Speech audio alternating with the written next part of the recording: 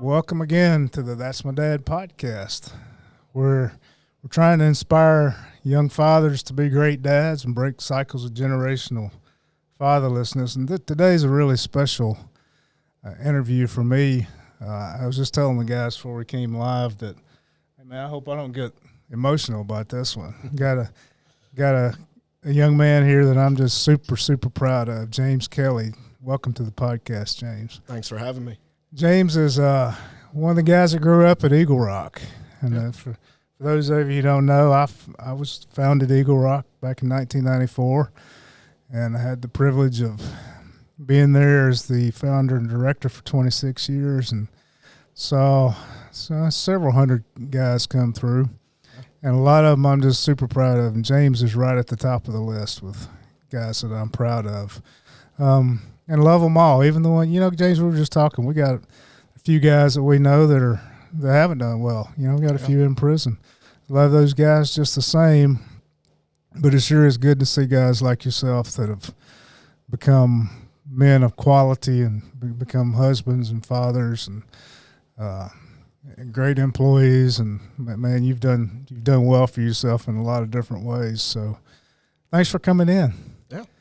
Let's, one of the things I want to do with you, James, is I want you to inspire that young guy who's growing up in foster care, or maybe growing up in a group home, or maybe just kind of feels rejected by his dad. You can relate to how that feels. So let's just kind of roll into this, and then we'll talk about your family. You got a great family, married and got kids and all, but kind of roll into your life story. Let's hear that. So,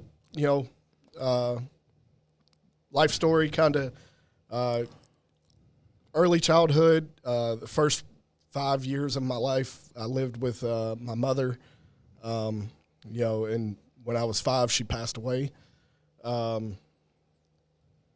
That's when I met my biological father, Raymond. I lived with him for roughly, I want to say about 5 years. But those 5 years were probably the worst. Abuse, neglect, you name it, I've probably seen it. Yeah. And, I've read all your social summaries. I can vouch for that. Yeah. Then, I think I was roughly, I want to say, I was 10, and I moved in with my aunt, and my aunt was exactly the same, as my father. The excuse, the reason that they give is, that's the way they grew up. That's what they knew, and so they just kind of passed it along to the next generation. We got taken away from my aunt and put into foster care. I believe I was 12. That was the second time through foster care. And at 12, that's when I actually started going into different foster homes. And so it was just, for some reason, I just never really found the right fit, if that makes sense. But I went through foster home after foster home. And, I like to say that I don't believe that I was a troubled kid, but, I think I was a normal adolescent. But, I just continuously went through different homes. It just either I didn't vibe with the parents that were there or the kids that were there. There was just always something. And then when I was, I believe, 14 or 15 was actually when I went and moved in at the ranch, And so I know Raymond had already lived at the ranch for a few years before that. Your older brother. My older brother. He came when he was 11. Yes. Yeah. And so, I like to say that, he kind of got a head start. But he did. I remember going to see Raymond before he came to the ranch. They called and said, "Hey, we got this 11-year-old," and boy, but he was a handful. Rest in peace, Raymond. But he was a handful. But I remember going to pick him up Yeah. and bringing him to the ranch. That I actually remember that day. So you came along a couple of years afterwards, I think. A few years afterwards. I think Raymond was he moved into the ranch pretty much, I want to say, like right after we left our aunt. When we left our aunt, that's, pretty much we went directly into Eagle Rock. And myself and my older sister, we kind of bounced around to different foster homes. Right. And then eventually my sister went to a group home, and then I came to Eagle Rock. And, it's kind of been history from there. I've met plenty of different mentors and leaders and along the way that have helped kind of mold me into who I am today. I've learned the right way to do things and the wrong ways. Everyone who I meet on a daily basis, I look for what they can, teach me or what I can learn from them. Everyone has, or kind of one of my favorite sayings is, everyone is the main character in their own story. Yeah. And so I always look to see what I can learn from any and everyone that I come in contact with. And I feel like that contributes to who I am today. But definitely after moving into the ranch, I learned a lot of different things. Work ethic is one of my top important things. That You started out working in our thrift stores. Absolutely. Well, that wasn't the start. The start was we had different people that would, we would go and work for. Like, they would contact you and like, hey, we have some side work, cut grass, whatever it was, bale hay. There was always like a job somewhere. And I think that was like really where it started. And that's really where I learned that, hey, if you just work hard, people will pay you. They'll pay you to do just about anything. It's crazy how that works, isn't it? That's it. You just gotta be willing to learn and be moldable and work hard. It's just all a matter of you wanting to. But we skipped out a little bit. You were at the ranch and you actually got adopted, but it was not a normal adoption. Let's talk about that. Yeah. So, like I said, I moved to the ranch when I was about 14, 15. And I believe, my mom and dad, Belinda and Andy Heedy, they started working there right around the age, I believe I was 15 going into 16, somewhere in there. And, Mom was the kindest soul you'll ever meet. Absolutely. And she's still exactly the same way, I think she's a little tougher now after she's a lot tougher working at the ranch for some years and now she's directing. She's still the kindest, most tenderhearted person, but she's toughened up. Yeah, and then Dad, he's Dad. He has so much grace that it's insane. It was really nice being able to see. I guess a man. He's a big guy. 6'6". Firefighter. Big firefighter. He's a pretty big guy, but he's not a teddy bear, but he shows grace. He shows he's gentle. Definitely. It's not that he's weak; he's gentle. Absolutely. And I believe he's probably the first one who's first male figure that kind of showed me that it's okay to be a big, burly guy that can be soft and gentle when needed, and he could also be the tough guy if he needed to be. But most of the time, he wants to be the soft-spoken, gentle man. He's not going to be run over. Absolutely, I can tell you that. But I remember a time. Yeah, I'm sure you remember this. I hired you to paint one of my rental houses. I do. And Andy went and did it with you. The two of you went and did that together. And that spoke to me so much that he didn't need the money.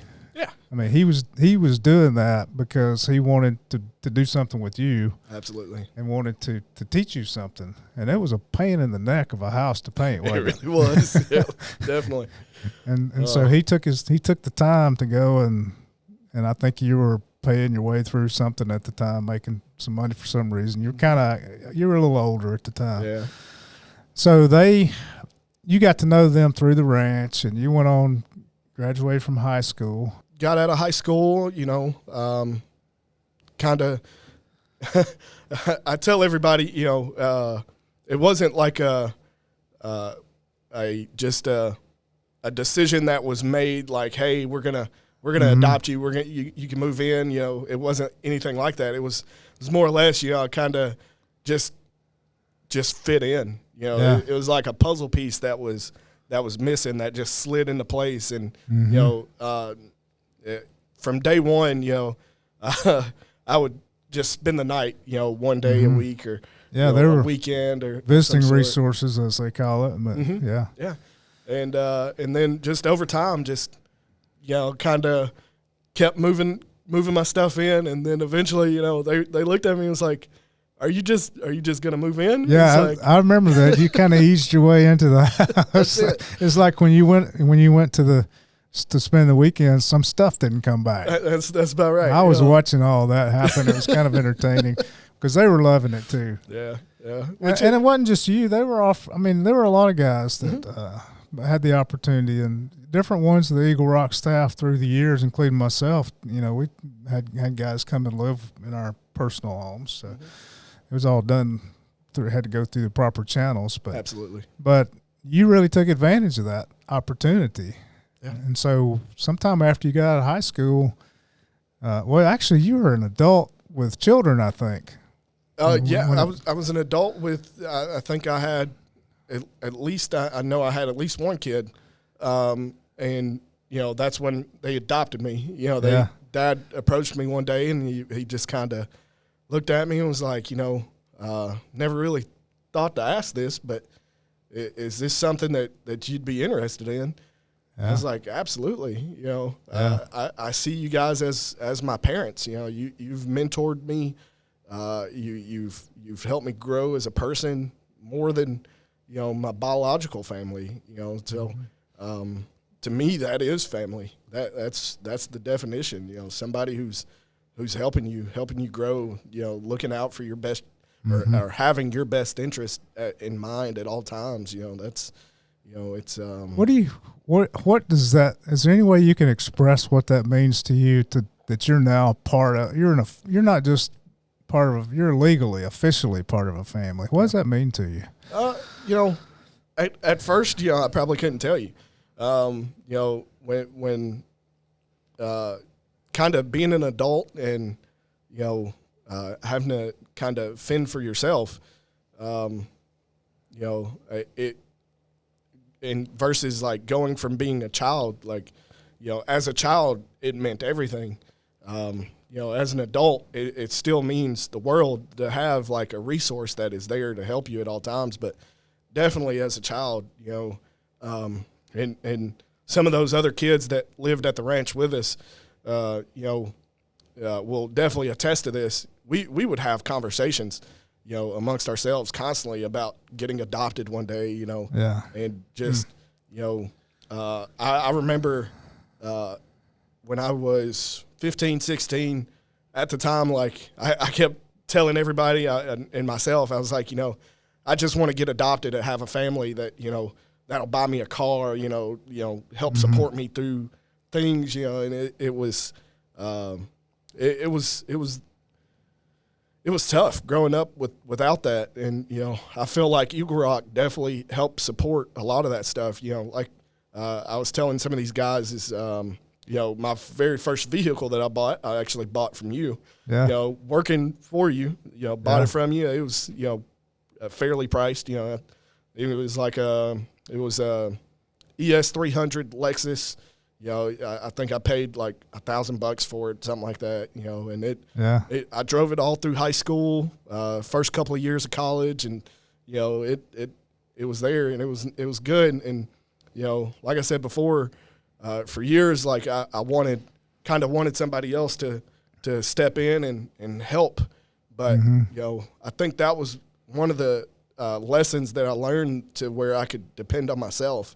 And you helped me realize, like, hey, in if you work hard, you can buy your own car. Mm-hmm. You know, if you work hard, you know, you can have your own things. You don't have to have someone else support you and give you a handout to live your life, you know. That's always sort of a hallmark of Eagle Rock is if we didn't teach kids to take care of themselves, we weren't doing them any favors.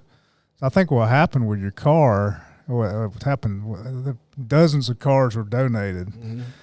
And people would say, well, I want you to give them to one of your boys. No way, I'm not giving them a car. Yeah. Think I'm an idiot or something? They're going to work for it. Now, it'd be half price, mm-hmm.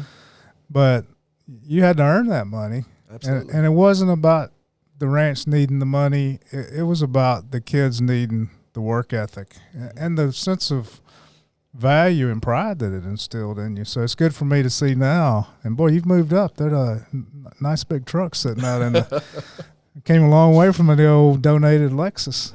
Yeah. If you could have rewritten your life script, would you do it any different? That is a very good question. Maybe if you had asked me when I was a kid, I would have said absolutely. You know, I want different things. I want, you know, but you know who I turned out to be. I feel like it really, you know, my childhood, my life, you know, story really made me who I am. You know, as I mentioned before, is I've had so many mentors growing up that I feel like if I rewrote the story and I had a normal childhood, that, you know, I wouldn't have those experiences. I wouldn't look at life the way that I look at it now. Yeah. You know, but definitely, you know, for instance, Charles Manning, he was my first mentor right before I came to the ranch, I believe. Mm-hmm. But, you know, he kind of taught me, he taught me, you know, he taught me discipline, basically, and discipline in the right way, you know, like physical and mental discipline. You know, he's a boxer. You know, he liked to he wanted to teach me how to box. Mm-hmm. He also has like 7 children, and he did the same with his children.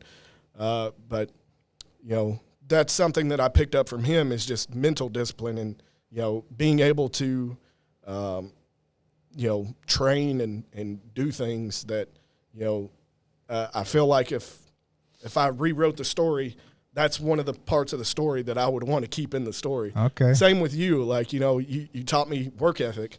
You know, I would want to keep that in the story. Mm-hmm. You know, so rewriting the story, I couldn't take the bad without taking the good way too. So, you know, and I feel like the good outweighs the bad. Don't you feel like a lot of young men, though, they focus on rewriting their story and they live in a fantasy world of absolutely of if it was only this way, I could be this. If this had happened, I could be this. When the fact of the matter is, you can be pretty much whatever God allows you to be, and your story and the things that happen to you don't have to define who you are. Absolutely. You're a great example. You rolled with the punches. You know, your family situation, as we've talked about, but then you had a real tragedy with Raymond, your brother. You want to talk about that? Yeah, I feel like we can. You know, it's definitely. I've not really talked with anybody about it. You know, it was the only way I can explain it is losing your best friend. Yeah, it's tough, and it has been for me too, because Raymond was like, you know, he was there with me before you were, and he was you know, almost like my own child, really. I spent a lot of time with Raymond, and he had some issues, but you know, people don't know, so I'll tell the story. Raymond was killed in a car accident on New Year's Eve. Was it 2011? 12. There was a string of years there where every December and January we lost a child. Yeah. I mean, I lost personally. I think we added it up over my career. We lost 10 guys, and so I would have to go on several occasions and identify the bodies. As you know, I remember. James, I remember the day that happened. We didn't know it. we didn't know what had happened. And on a Sunday afternoon, you may not know this, but I received a call from the coroner looking for dental records. And as I was receiving that call, you pulled in the driveway. Yeah. And our world just unfolded. His car had exploded, and they were having to use dental records. And you went through that that was a tough time, but I remember you handling it almost too well. I guess behind the scenes, that's where it kind of unfolded. It was one of those situations where it just felt like it was something that I had to be strong. But definitely I have friends who could attest. Behind the scenes, it was tough. Yeah, it's still tough. Around December, January every year, it still sits with me. I guess the best way to describe it is, everything that I went through, I had someone there that went through it with me. And kind of losing that person, it was like it was tough. It was tough. It's still tough. It's still tough. Still tough on all of us. But Raymond ended up having a huge impact on a lot of people in a positive way. Let's move on to something a little more happy. Okay. You're a dad. Yes. Now, first of all, you're married. Mm-hmm. That's awesome. Wonderful wife, Ashley. Absolutely. That was one of the best moves you made, by the way. Definitely. Yeah. But you're a dad. Tell us about your kids and what they mean to you. Oh man, it's really hard to explain. They are my world. Like I said before, the sunglasses, they weren't that big of a deal. And I see that with my own children. There is nothing that they could come to me and say or do that I would ever have that response like, "Hey, you're not allowed around me." Like it, so. And like I said, that's just something that I just didn't understand. Like, hey, how could you have that response to your own child, your biological child at that, What are you trying to do as a dad to make your kid's life the best that it can be? Absolutely. I'm trying to give them everything I didn't have and more, I had this conversation with my father-in-law that I want my children to know everything I know, so I'm working to teach them everything I know. So if work ethic, discipline, grace, all of it, I want them to know it so they can capitalize on top of that. So when they get older, they can take what I've taught them and keep moving forward from there. I want to give you a chance finally to do something I know is important to you. Belinda and Andy Heaty adopted you, made you part of their family, not just emotionally and spiritually, but legally. Yeah, absolutely. And they're probably two most wonderful people I've ever known. And I know you feel that way, but I want to give you a chance to speak to them. And it's kind of hard to do that face-to-face sometimes, It is. But when they're not in the room and it's just us and the camera, they're going to see this. And, James, I think this is an opportunity I want to give you to just speak to them whatever you want to speak to them. I got you. But, yeah, Mom and Dad, thank you for everything you've done. You've helped me become who I am. Been a support from longer than I've known just about anybody else. Every day, my even your grandchildren, they look to you and they want to have a life and love and their nan and pop. But yeah, I can't explain what it means to me, everything that you've done. It's my life. thank you so much for being here. Absolutely. We've got a little gift for you that we want to show you.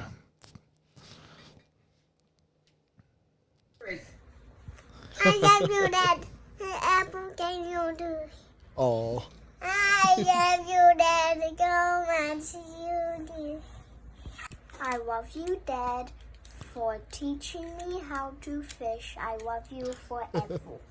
I love you, Dad, for everything you do. Wow. James, that's awesome for me to get to see that you've grown up to be the man that you are. And I got a feeling that 20 years from now, those kids are going to be saying, I love you, Dad. Thanks for being there for me. Thanks for flipping the script on my family. Thanks for changing things so that I could have the life that I have. You're an inspiration to a lot of guys. I want to tell you, you're an inspiration to me. You're an encouragement to me. And I'm proud of you more than you'll ever know. thank you. That'll conclude this episode of the That's My Dad podcast, where we're inspiring young fathers to become great dads and breaking cycles of generational fatherlessness. I hope we've inspired some young man today with James Kelley's story, because James is a guy who flipped the script, and you can do it too. See you next week.